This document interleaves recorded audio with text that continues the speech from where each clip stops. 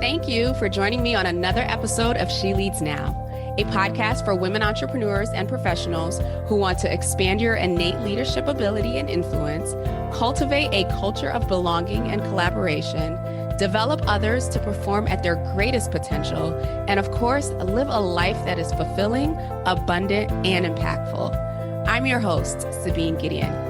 After nearly 14 years of climbing the corporate ladder as an HR professional and a leader, I became a corporate dropout and have spent the past several years helping organizations and leaders align their business goals with their talent strategies, strengthen their leadership bench, and create environments that employees actually want to be a part of. Tune in every Wednesday for insight, practical tools and strategies, as well as inspiring stories from other women leaders who have climbed the ropes and are now making a huge impact within their spheres of influence. Looking forward to chatting with you soon.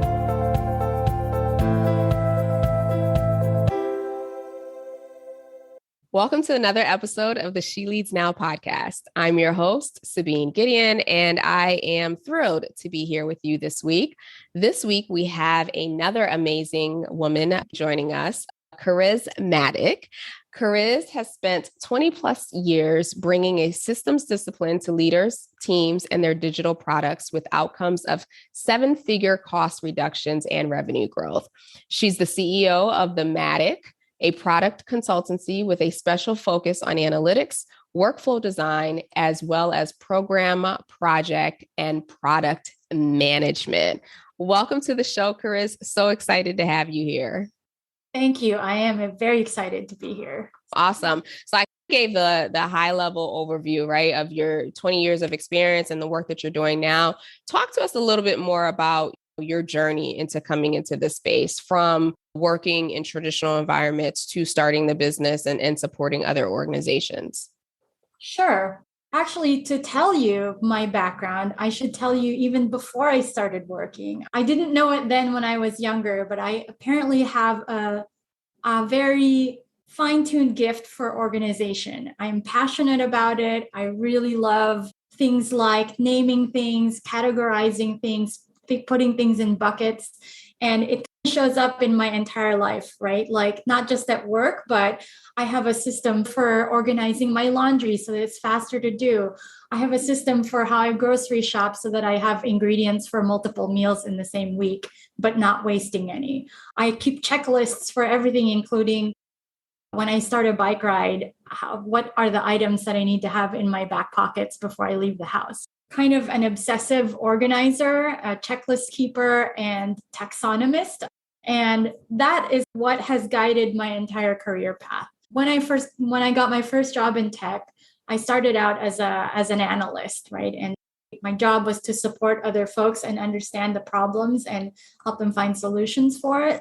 Eventually, I learned a little bit of coding, and I learned how to become an engineer. And so I started building some products myself. And what I found that I really loved about the technical side of things was how information can be organized to turn it into data. Basically, how you organize information to give you more insights on how to make decisions, how to prioritize things. So that became a little bit of my specialty. And eventually I started managing teams of engineers, of analysts, basically organizing the people that were going to do the work and helping them solve those problems from a high-level logical perspective, and helping to understand how to make up a team that gets the problem solved that you're trying to solve. So my first 10 years I spent working in corporate America. And after about 10 years, I felt like something else was missing. I wasn't quite sure what that was. And so I started this path into consulting. And I started working with multiple companies and trying to find my own clients. And in the process of doing that, I actually realized that my skills in analytics or in data was applicable to other aspects of business. So then I also started helping marketing teams, and I built a little bit of an expertise around marketing data as well. In the beginning of that, I ended up also moving to the Bay Area So my client mix also became a little bit more diverse and started working with startups, with medium-sized businesses. And after a while, my projects got a little bit bigger, and I needed to bring other folks to the projects that I was working. So I actually started my company as a way to hire other folks to bring them on my team to work some of the projects that I was working. So it doesn't happen all the time, but when I do need to bring other folks to my projects, the Matic kind of serves as the umbrella business for that. That's quite a journey. And I love the common theme and the flow, right? Like you've taken something that you have just always naturally been good at and have been able to leverage it in the different departments and the different functions and certainly the different businesses that you've supported. So that is awesome.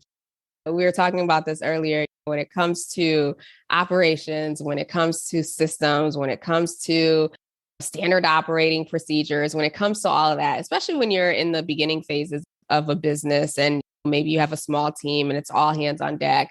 The last thing you want to think about is like, how do we map out what it is that we do, or how do we create SOPs that list every piece of it? So with your experience, how have you been able to maybe not convince, but bring your earlier stage entrepreneurs along to see the benefit and to see the value in creating those systems early on in their business so that it could lead to the 7-figure growth that you've supported other companies in doing?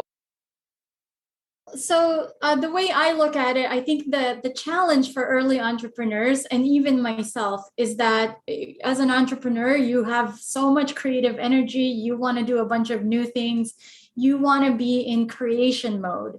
But running a business also requires a lot of routine and a lot of things that happen on a regular basis. You got to pay your bills every month. You got to pay taxes every year. You have to pay your employees every month or every 2 weeks even. There's a lot of routine that happens. Even with marketing, it's not a one and done. You don't just tell everybody you started a business and expect them to all show up 5 years later. You have to be continuously demonstrating what the work is that you're offering. So even marketing has an operational routines. And I think the challenge is trying to balance your need as an entrepreneur to be in this creative mode when there are all these other things that kind of need to happen as a matter of routine. And what I want to say to that is if you do not have those systems in place, every time that you have to do one of those tasks, it actually eats up more brain power, it eats up more energy from you, and it takes more time because you're constantly having to think not just what needs to be done, but what are the steps that they need to happen in, what are the assets or the resources that you need to gather in order to make that thing happen. And so if you understood what that flow looks like in advance, then you can just go through the motions of doing it rather than also always thinking about what is the process, what are the steps, what do I need? Because that takes a little bit of extra mental load that you could be using for your creative pursuits. What I want to say to earlier entrepreneurs is setting up your systems actually helps you create more mental space and more time for yourself to do the thing that we all do best, which is creating the new things. The way to get that started is think about all the things that are already happening by routine, all the things that I just mentioned, paying your bills, paying your taxes, doing filing, whatever it is, shredding paper. I mean, there are a lot of things, even in the business that you do. If you're an artist, you have to clean your materials and put them away and then put them back. If you are a consultant, there's files that you have to create and files that you have to organize. All of that administrative work is happening by routine as a part of your work. So just understanding for each thing, for each task that needs to be done, there's probably some kind of flow that needs to happen. And taking the time to step back at some point and just documenting what that looks like, what you think it looks like. And it is an evolutionary process. So whatever you document today, it's going to be different 3 months from now, or it might be different from client to client, or it might be different from deliverable to deliverable. And depending on what those variations are, as you're going through those motions and as those variations show up, you continue to evolve the documents that you're creating. But the whole idea there is you're essentially project managing yourself as you document those, because next time you need to do it, you're looking at that list instead of trying to remember what is the next step again and what do I have to do. Okay, so you've given us a lot of really great nuggets there. And one of the key pieces that I took out of this is that in really taking that step back and creating these processes and documenting them, that when you bring on a team, it's going to make it easier and it's going to save more time for you versus having to like handhold someone through the process. So you create these operating procedures, you document these things. But I think the incentive of you, the entrepreneur, get to operate in your zone of genius by doing that. I think that's a great shift in perspective for sure. Yeah. That might entice and excite people in getting those together. So as you've brought on individuals to the organization, both on a consultancy capacity and employee capacity, how does that now translate? So we've gone from you're the solopreneur, you're doing all of the things, you've taken a step back, you found some systems. I use Trello, and I know that there are a whole bunch of other project management systems out there.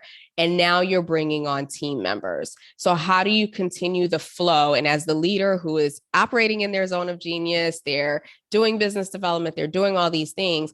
How do you continue to monitor or have a handle on the fact that things are being documented and processes are being consistently repeated? So this is actually my favorite part about building your systems in advance is when somebody shows up, you already have something for them to do right away. But once you start to scale, your job then becomes to monitor and manage, right? Not to execute, but to monitor and manage. And to be able to do that, you'll need to add a couple of steps into your process. Those steps might include some kind of regular reporting, like a weekly report of what happened or what didn't happen and what needs to happen next, so that you can monitor the performance of the people that are working on your behalf on those particular systems or those particular processes. And for our team, we have a process review. So once a month, once we've done our monthly cycle of activities, say for the marketing team, we will actually do like a 10-minute process review. Were there steps in this process that were missing? Were there things that were confusing? Were there bottlenecks where we could optimize or make it better? As I mentioned earlier, it's a continuous evolution, right? And when you're by yourself, you're constantly evolving that process. But once you start to bring other people in, you also need to create space for you as a group to collaborate, because the process that might work best for you may not work for how that person thinks who's actually doing it. So the only way I can see it actually being specific to the team that's working on your behalf is to have that conversation. And if it needs to happen monthly or quarterly, to be honest, when we first started implementing the process review, we were doing it monthly, but eventually we got things into a routine enough that we only needed to do it quarterly. But it is important to review those processes, because not only do your deliverables change, but the environment changes, or the work changes, or the people change. And whenever you change any of those variables, there's almost always going to be impact to one or more of your processes. And not giving yourself space to allow that to evolve will create a lot of those inefficiencies down the line. I mean, I've discovered processes that people were still doing that nobody was using the outcomes for anymore. Maybe it was important to do 5 years ago, but if no one's using that piece of information, then you're spending 30 minutes of your time every week to do something nobody's using. So a process review is really important for understanding how you need to evolve that to support the business that you're trying to run in that moment. Yeah, that's a really great point. And so as you were talking, I started to think about some of the startups that I've supported in a client capacity. That whole thought around, we've been doing the same things for the last 5 years, right? Like that mindset, what got us here is going to get us there. And we know No, that's not true. So in a scenario where maybe an organization is already established, right, 3, 5 years in, but they didn't do the initial work of setting processes, and now they're in this growth trajectory, what would be the best advice to help them not only do the work of going back and putting those things in place, but also leveraging that data to support in whatever growth plans that they have? Sure. So this is really common. I don't want any business to feel bad about having this debt incurred. We call when we're building product, we call this technical debt. It's, oh yeah, we need to do that, but it's not high importance. So we're just going to keep putting it in the back burner until it starts to bite us in the butt. And most of the time it won't, right? It won't until it's impacting the bottom line in some way that's really visible. So I'll give you an example. We had a client who had built a really great product, and they were ramping up clients so quickly that they didn't have their support routines in place. They didn't have onboarding processes. All their code was like a mishmash. Their code was in like 250 repositories. So every time they needed to edit code, nothing was documented and they didn't know how to find it. It would take them like 5 days to find 2 lines of code that they would need to edit. Yeah. So your options are, you can tackle the project of going back and deciding on how you're going to organize that, and then taking that backlog of what's already there and reorganizing it according to that new system of organization. Or you can bring on somebody like me who brings the crew so that you as a group, your company can continue to do what you do best. And we're just going to help you catch all of that stuff up to the current state so that your operating state matches to where you currently are, and then give you a roadmap for how you're going to maintain it in the future. That's awesome. And just so I understand, in terms of the services that you offer, you do that for every function within the organization, right? It's not limited to just marketing or product or anything like that. You and your team support organizations in every function. We do. We definitely specialize in companies that build software, either for themselves or for external people. Okay, so shifting gears here a little. So there are situations where, as the consultant, you're leading by influence versus like authority. And it may have come natural to you because you probably just use the data to tell the point, but how did you learn that skill? If you really think back of like how you really learned to identify, okay, this is a situation where I don't necessarily have hard authority, but I can influence decisions. What's some of the tools or tips that you can provide on how to be effective in that space as a leader? My techniques definitely lean heavily on my skill set because I am very data driven, because I am very process oriented.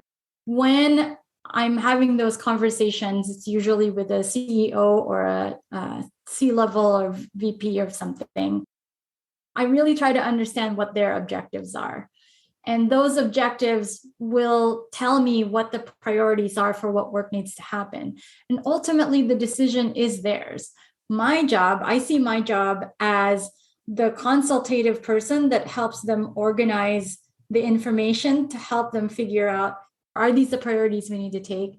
And then if these are the priorities, what is the order of work that needs to happen according to that priority? And is that something we want to tackle right now? I don't feel like I have to convince them. I think that the data speaks for itself. In many cases, you can anticipate the impact of doing something or not doing it. If you don't upgrade these servers now, in 6 months, it'll end of life and your application might go down. And it's going to take 3 months to upgrade those servers. You basically have 3 months to make this decision. Or if you don't start marketing this event that you're holding 6 weeks out, you may not have as much conversion and you won't have as many participants in your workshop or your conference as you would expect, because the data says for every marketing push that you do, you get 100 subscribers. And if you don't start doing that now, you might get 200 subscribers over 2 weeks instead of 800 over 8 weeks. So I think there's a lot of information that's available that you can monitor as part of your business that'll tell you what the behaviors of the market are, that will then also help you decide how far out can I hold off on this decision and how urgent is it for me. Of course, the closer you get to that deadline, the higher your risk is, because there's still a lot of unknowns of what's going to happen between the time that you start that work and the time that it finishes, especially for bigger pieces of work. And so I think it's just a matter of providing as much context as possible, because that is my skill set. I can see what the data tells us, and I can see what the process looks like.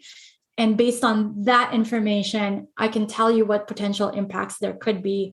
I'm not psychic, so I can't tell you everything, but I can tell you what the information tells us right now. And as new information comes in, obviously that will change the parameters of what we're looking at. Mm-hmm. And so that is part of managing the work, is being able to understand how each variable that shows up is impacting your overall plan. Yeah. Does that make sense? Oh, yeah, it makes total sense. And as you were talking, I was thinking through, for the audience who are various stages in their business, for that earlier stage, if you need to just get basic information out or basic information documented, what are some tools that you typically recommend to clients? Honestly, I feel like it needs to be what works for you. So if you've been writing in a notebook and suddenly I say you should use Asana or Trello, then I'm actually taxing you with the work of having to learn a new system before you even learn how to use it for yourself. So that should happen in the time that works for you, because it's not just about putting your information in that tool, but it's also about understanding how that tool works and then understanding how that tool will support what you do. So as much as I build lots of software products, I really believe that there are infinite tools out there that can support you. But if you don't understand how you need to work or what your process is, then you won't know how to leverage that tool to work for you. If you just need something to write things down, there's a really cool product called Google Keep. You can put checklists, you can put written notes, or even just Google Docs. But the key really is understanding what your process is, and then figuring out what tools need to be in place in order to help support that process. Because the tools really are there to help you speed things up, help you keep large things organized. It's there to help collect things for you, but it's not going to be doing the thinking for you. That's the part that is still our superpower as human beings. I'm so glad you mentioned that and you went into that direction, because I do think that, especially when you're just starting out, like everyone has a system and there are a slew of tools out there. Oh, you need a CRM and you need this and you need that. And you're right. The time that it takes you to learn the thing, to figure it out, and then only to realize, but wait, I don't need this information, or this is not what's relevant to me. That was definitely something that I experienced through my learning. I mean, I'm glad, because I have a little bit of knowledge in just about a lot of things. But at the end of the day, you're right. It starts with what's a process that works for you. And if it's Excel, if it's a Google Doc, or whatever the case may be, start there and then determine, okay, what product can make this easier? What product can speed it up? Because the truth is, some of these products, they're complicated. So I love the fact that you focus on do what works for you, and then identify a tool that can complement that, or at least expand your capacity. And if I can add to that, I also want to say, if you are stuck, you feel like Excel isn't working for you enough, ask yourself not just what else can you do, but what is it that's not working for you? I don't like Excel because I can't add images to it. Great. Now you need to find a tool that looks like Excel, but you can add images to. But if you didn't know that specific thing, like, I just hate it, I just don't know, it doesn't work for me, that could be 100 more tools that could look like Excel, but does 100 other things you don't need. So asking yourself, what is the specific criteria that I am not able to meet with the tools that I have, will allow you to then find the tools that serve that specific need for you. Yeah, I love that question. It just simply what's missing, identifying what's missing. And that goes back to you got to pull your head up out of the sand as the leader, as the business owner, to really look at your business holistically to identify opportunities. So thank you for that. I will be leveraging that over the next several weeks, actually. As we shift gears and wrap up here, I'm curious in terms of books that you are reading or that you have read that you felt have been really pivotal in helping you as a business owner, helping you as a leader, or just helping you as a human being in general. Okay, so what I was also going to add to that last bit, which is this is a good segue into this question, is sometimes you don't know what the process should be. So when I first started helping marketing teams with their data, I didn't know how to present data because I didn't know what their objectives were and I didn't understand the process. And I had to understand the marketing process before I could showcase information about it. And sometimes it really does help to buy into someone's system, to use a product like Trello, to use a CRM, because sometimes those systems will help inform you of what your process should be or where your gaps are. One of my favorite books that kind of helped that click for me was this book written by my coach. It's called Get Clients Now. I think there are multiple editions of that book, but it's a really great marketing system for solopreneurs, small business owners. It's a very simple step-by-step talk through what you need to do to set up your marketing system.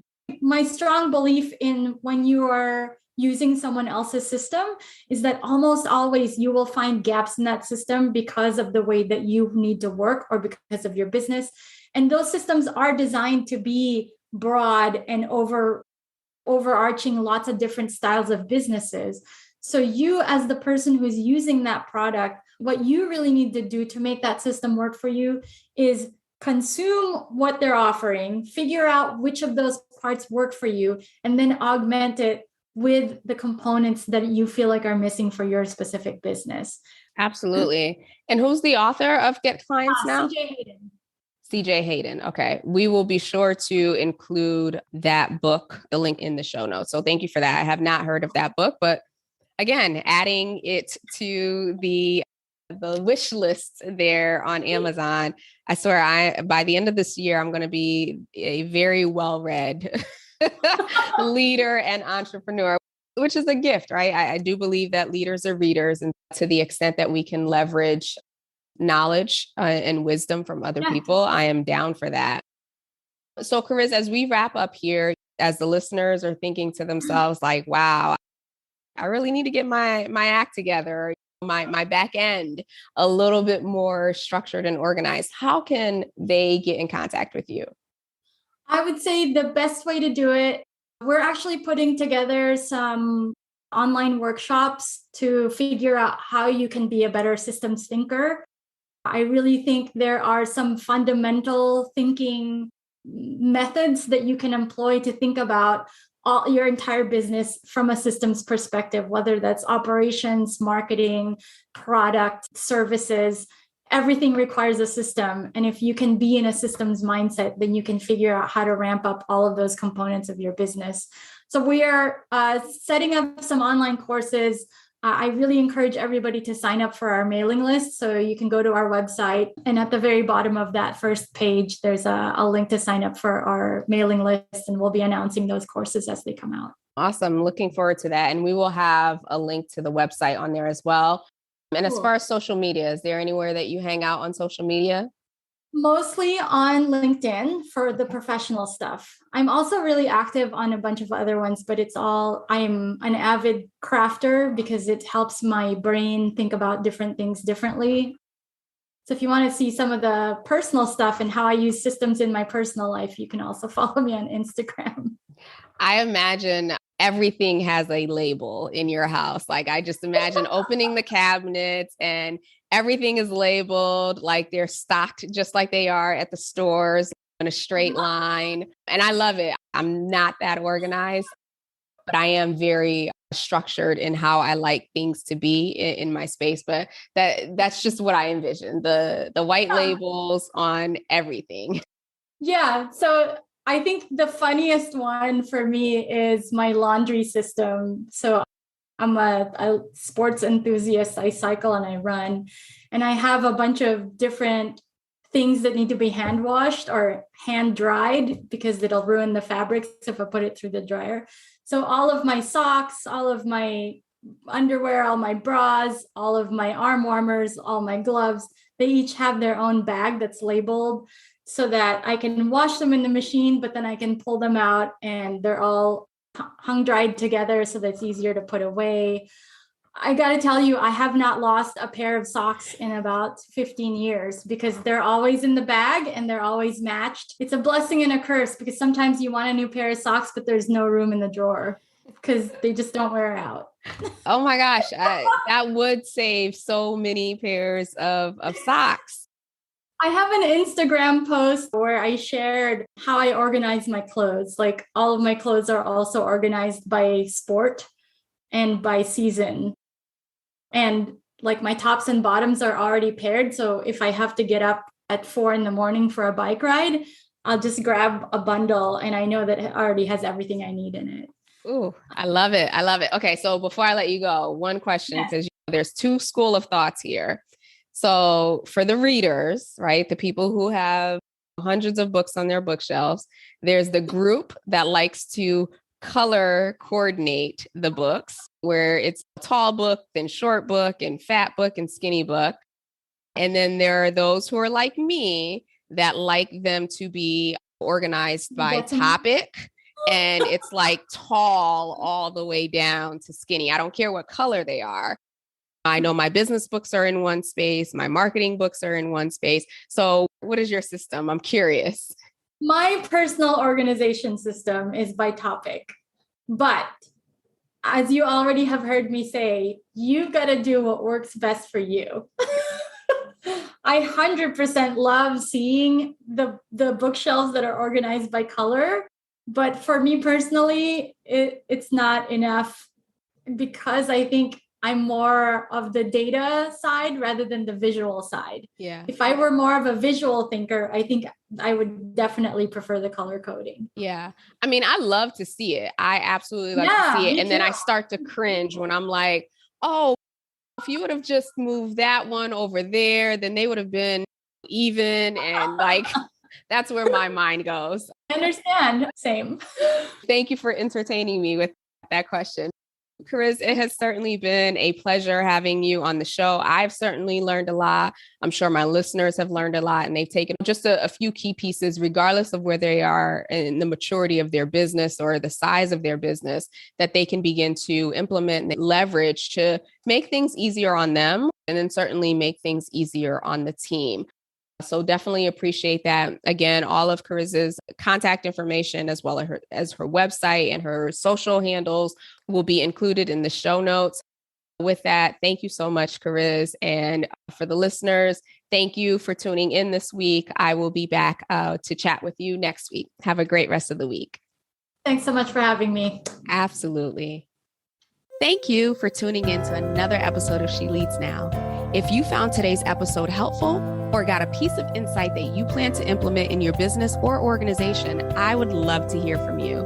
Connect with me on LinkedIn at Sabine Gideon, that's my handle, and send me a private message. Or feel free to go ahead and leave a review on either Apple or Spotify. I also invite you to share this episode with anyone in your network who you think might benefit from this content. Lastly, be sure to check the show notes and the description below for links to resources, including relevant downloads, articles, and any upcoming training. Until we chat again, have a blessed and powerful week.